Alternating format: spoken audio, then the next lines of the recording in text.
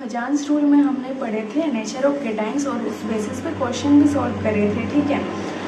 और ऐसा भी तो हो सकता है ना कि केटाइन भी कॉमन हो, तो वैसे में हम लोग को एनायन के बारे में भी तो जानना होगा ना कि एनायन का क्या नेचर होता है, कैसे वो रिलेशन रखता है साइज एंड चार्ज से, ताकि हम लोग का क्वेश्चन सॉल्व हो, ठीक है। तो हम लोग नेचर ऑफ एनायंस को पढ़ लेते हैं।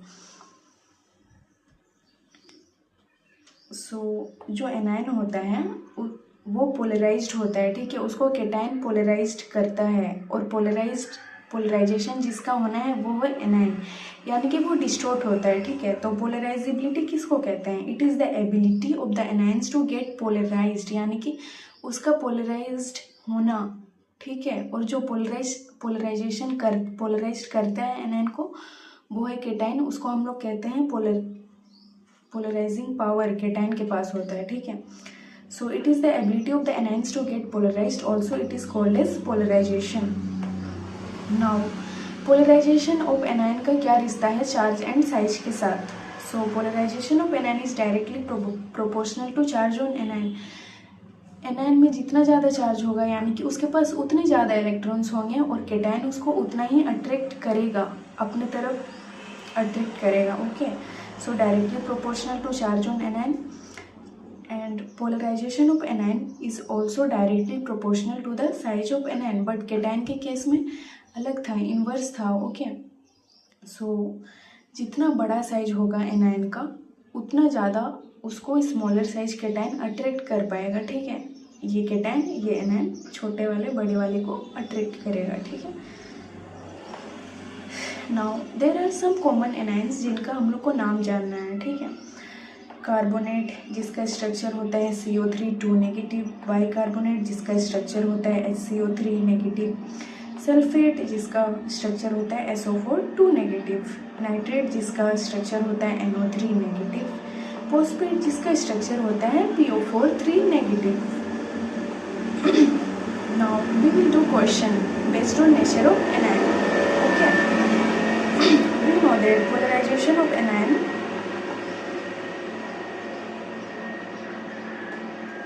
polarization of anion is directly proportional to charge, also directly proportional to size। और फजान्स रूल से हम लोग जानते हैं कि पोलराइजेशन बढ़ेगा तो कोवेलेंट कैरेक्टर भी बढ़ेगा, और इन आयोनिक कैरेक्टर घटेगा, ठीक है। सो यहाँ पे हम लोग को कोवेलेंट कैरेक्टर कंपेयर करना है। Lithium chloride, lithium chloride, lithium bromide, lithium iodide. So यहाँ पे केटाइन कॉमन है, ठीक है, तो ये सारे कैंसिल हो जाएंगे लिथियम। नाउ एनायन के बेसिस पे, so we know that anion polarization of anion is directly proportional to charge, also directly proportional to size. तो सबके चार्ज सेम है, ठीक है, -1 -1 सो चार्ज के बेसिस पर हम लोग जज नहीं कर सकते, हम लोग को साइज पे चलना है, ठीक है। सो इन पीरियोडिक टेबल हम लोग टॉप टू बॉटम जब मूव करते हैं तो साइज इंक्रीज होता है, यानी कि पोलराइजेशन बढ़ेगा तो कोवेलेंट कैरेक्टर भी बढ़ेगा और आयनिक कैरेक्टर डिक्रीज होगा।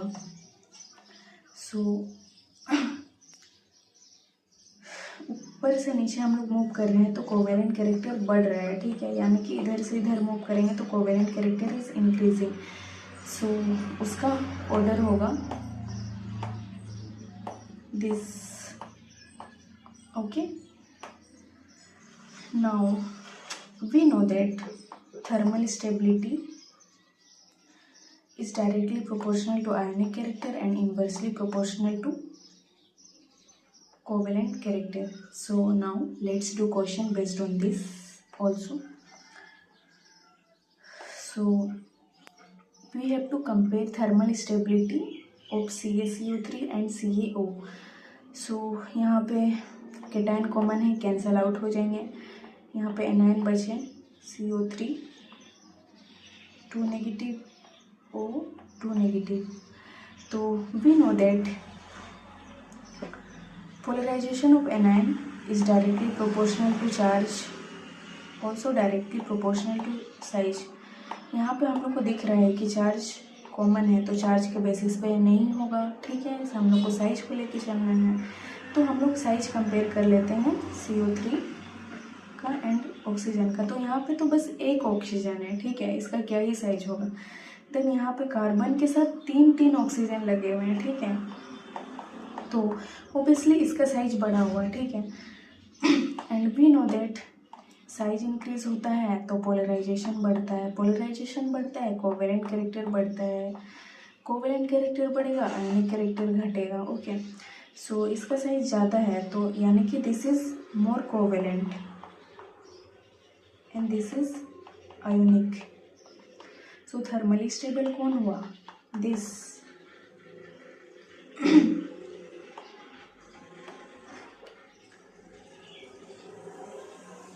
CaO is more thermally stable than CO3।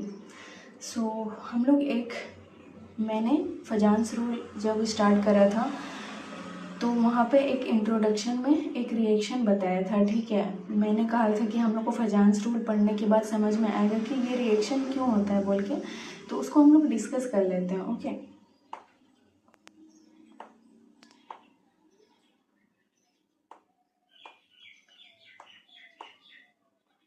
So reaction was CaCO3 solid को जब हम लोग हीट करते हैं तो वो CaO solid plus CO2 gas form करता है, ठीक है। सो ये रिएक्शन क्यों हो रहा है हम लोग जानते हैं, ठीक है। तो हम लोगों ने देखा यहाँ पे कि